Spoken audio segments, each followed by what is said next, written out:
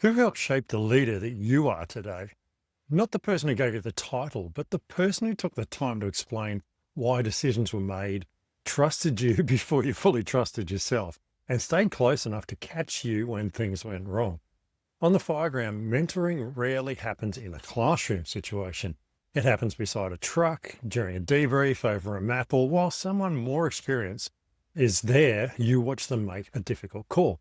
Today, I want to look at what real mentoring involves, why future leaders need responsibility before they feel ready, and why your greatest leadership legacy may be the people who are eventually becoming better than you. By the way, if you want to go deeper into these fireground leadership lessons, grab a copy of my book, Run Towards the Flames, at Amazon.com. It's packed with stories and strategies from over 20 years fighting fires in the Australian bush and leading successful marketing business. Mentoring is more than giving advice. A mentor doesn't just simply tell someone what to do. They help them understand how to think, assess, look at different risks, and make their own decisions. And on the fireground, an experienced officer will explain why a decision was made, not just issue the instruction. In my life, I've had a lot of mentors along the way. The first one in my business that I had was a guy named Peter. He was a fantastic mentor. He helped me at a time when I had no idea what I was doing, growing a search engine optimization business. Now, he'd never grown one, but he was a business consultant, worked with many big businesses, and his expertise was profound, and he taught me some really valuable lessons. But he let me go on my own. He let me make my own mistakes. And then when I got stuck, I'd go back to him and kind of say, help. And I learned so much, and it enabled me to build a $1 million business just through the pointers he gave me. And I've been able to pass those on to other people who work in the digital marketing industry or run agencies, for example, my daughter. And it's enabled them to become great business people too. So having a powerful mentor can really shape your future. And you can have different mentors for different things in your life. For example, you might have a business mentor. You might have a mentor within firefighting, in my case, or you might have mentors in sport, not just coaches, but mentors who sit above a coach or next to a coach to work with you. Mentors can come in many different forms, and sometimes it's a case of just someone who you watch who's more senior than you, and you decide that you like how this person works, so you watch how they do things and you learn from them. It's not always a formal arrangement where someone says, I'll be your mentor. It's not like the old Kung Fu movies where there's a master and a student. It's not like that at all. More often than not, people take on mentors without that person realizing they're a mentor. And that is actually a huge responsibility. As a leader, people can be watching you at all times from a mentoring perspective. They're watching how you do things and how you apply them. And as you go through being a leader, remember that eyes are always on you. So it's really important that you think about that. What am I putting forward that might be mentoring someone that I am around unknowingly? Eventually, as a leader, you'll reach a level where it seems like you actually don't have any more mentors. Number one, you might be older and there's only younger people.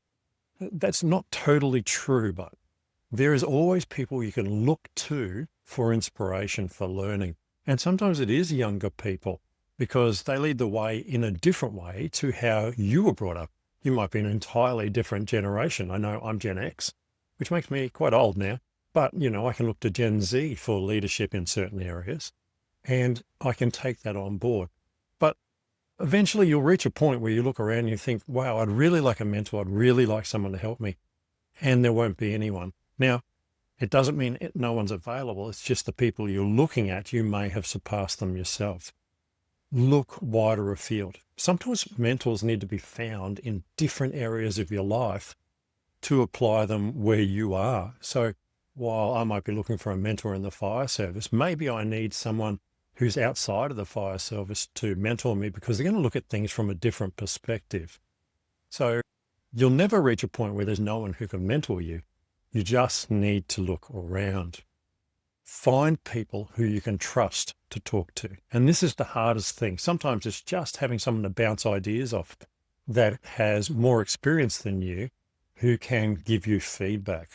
For example, this podcast is my way of mentoring people like yourself to try and help you become a better leader. Not everything I say is going to apply to you. And some things you're going to think, well, he's an idiot. But that's fine, because that's the whole point of being mentored.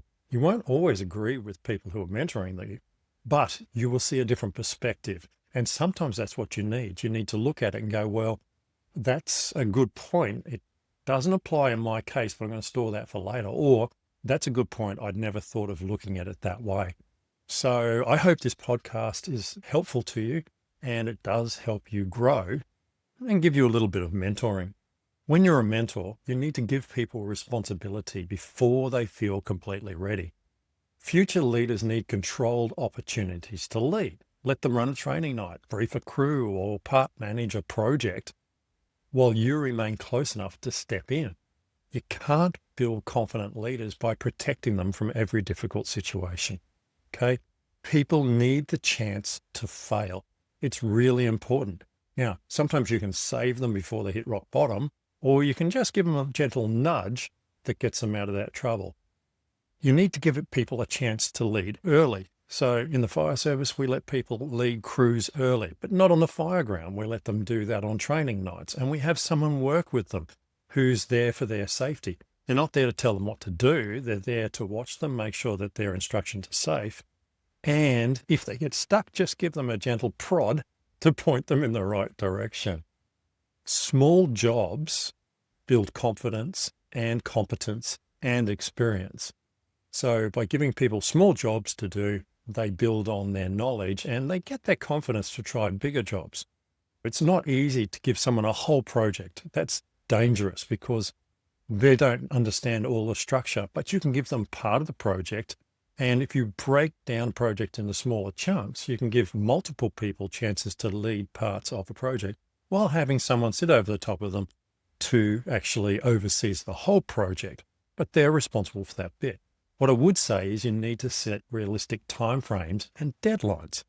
When you start leading, you lose track of time because you're focusing on trying to tell people what to do and see what's happening and fix this mistake and, oh, what happens when they do that, or that's happened. They're all focused on what's going on and they lose track of time. So having deadlines and timelines are really important to keep people on track. And it's easy to remind them of that too. When I set projects, I always like to set deadlines, whether it's for myself or for someone else, because at least it keeps my brain focused on where I need to be and when I need to be there. Expect your people to succeed, not fail. This is really important. More often than not, people set up situations for leadership and they say, okay, you can run the crew or you can take charge of this project, but they don't expect people to win. I think that's a huge mistake, because when you set people up to win, then they do. People will step up into your expectations. So I expect my people to actually do well. And 99 times out of 100, they do, because they've learned, because they've got someone beside them to help them. So don't expect them to fail. Don't expect the worst outcome. That's dangerous and it's negative and it doesn't help the situation.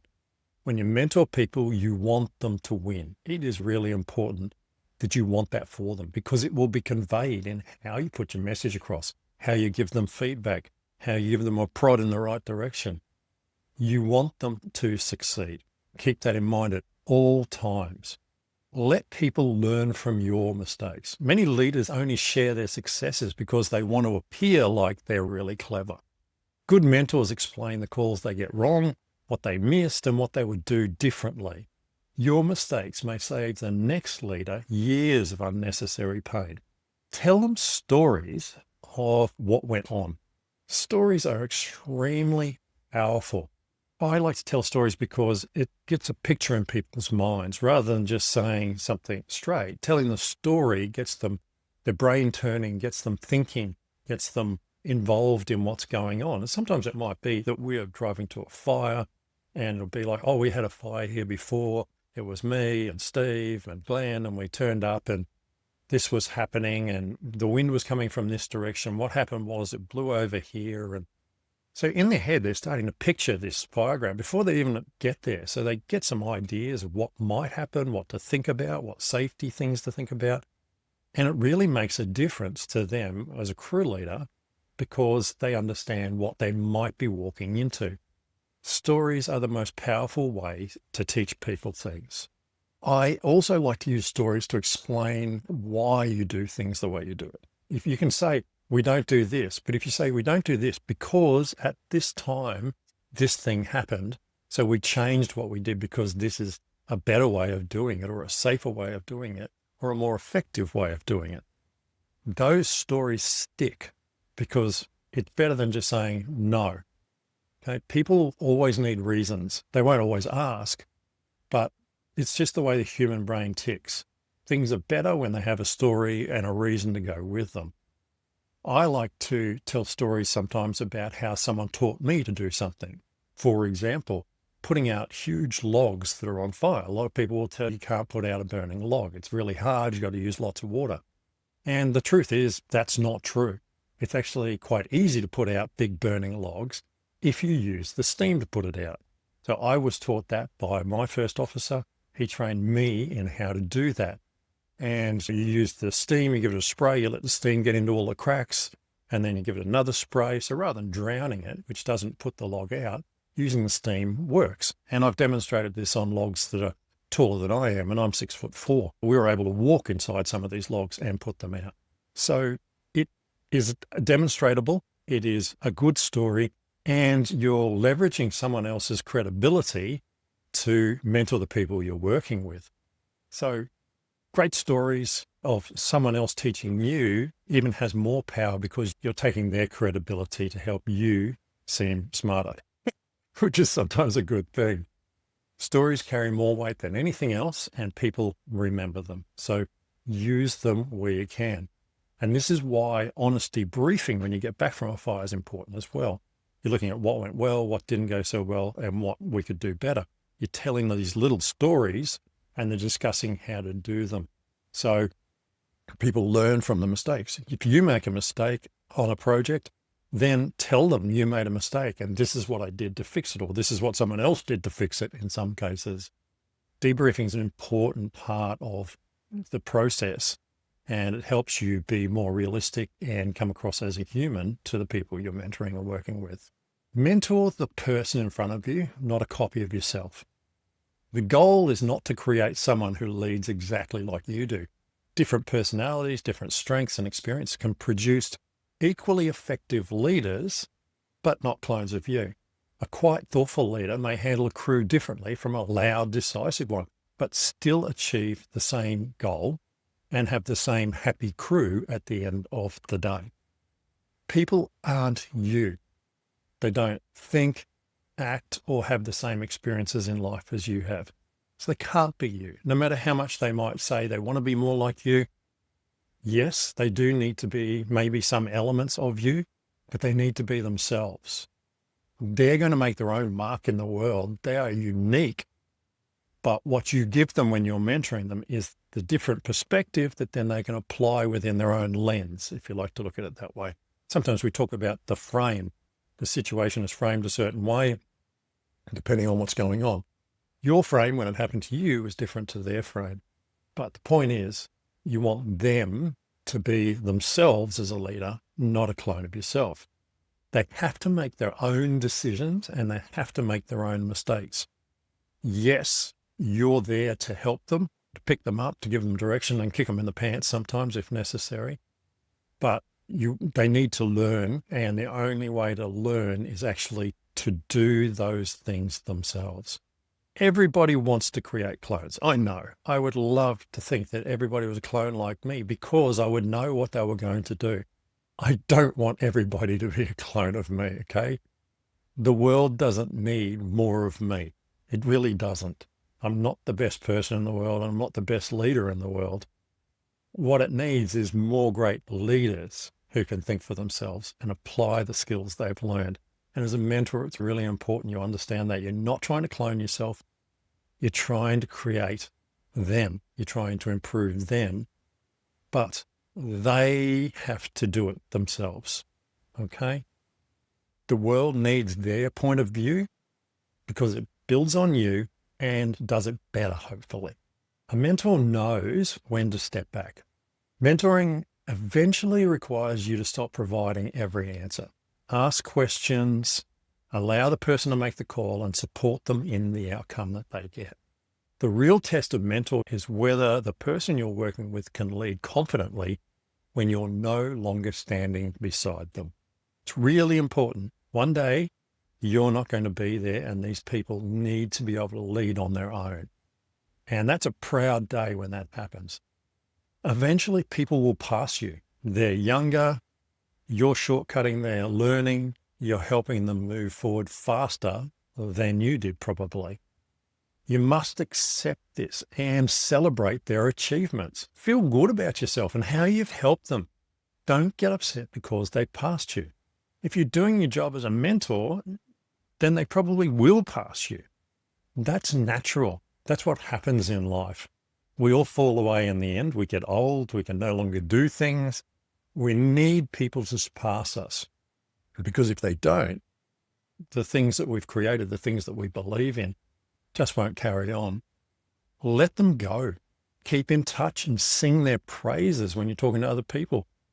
Just because someone surpassed you doesn't mean you shouldn't keep praising them. You want to support them. One of the ways you can support them is actually to tell other people how good they are. But start to look for the next person you can help. Okay? They'll always need your help, and they'll come to you from time to time. That's fine. And they'll always refer to you probably as their mentor, as one of their mentors in life. But there's other people who need help now. They're ready to move on, and you need to too. It's time to take your experience in mentoring, what you've learned from that experience, and apply it with someone new. That's your legacy. That's what you leave behind. And that's how you make a difference in this world, is by creating these leaders, mentoring them, and then letting them go out into the world and continue to change the world in a positive way. Enjoy that. That's a powerful moment. It's not easy to do. Being a coach, for example, of a sporting person, watching them succeed when you're standing by the side of the pool or side of the track is hard. I mean, you want them to succeed, but you probably also like to be succeeding yourself. You don't get the gold medal. You don't see the coach ever going up on a podium to get a gold medal. The swimmer always does, or the runner does, whatever sport we're talking about. It's the same with mentoring. You'll never get the gold medal, but that's not what it's all about. So who are you preparing to lead without you? Are you giving them real responsibility or only safe tasks that never test them? Are you sharing the mistakes behind your experience or only the polished stories that make you look successful? Can you allow someone to lead differently from you, make their own decisions, and develop a style which may not always agree with the way you do things? And when they eventually move ahead of you, will you feel threatened, or will you recognize that their success is evidence that your mentoring worked? Mentoring isn't all about creating followers or clones of yourself. It's about shortening someone else's learning curve, giving them room to grow, and helping them to become capable enough to lead when you're no longer there. Choose one person this week who has leadership potential. Give them a real opportunity, explain the thinking behind the task, and then step back far enough for them to own it. Your leadership may be measured by what you achieve, but your legacy will be measured by who continues the work after you've moved on. Until next time, like, subscribe, and run towards the flames.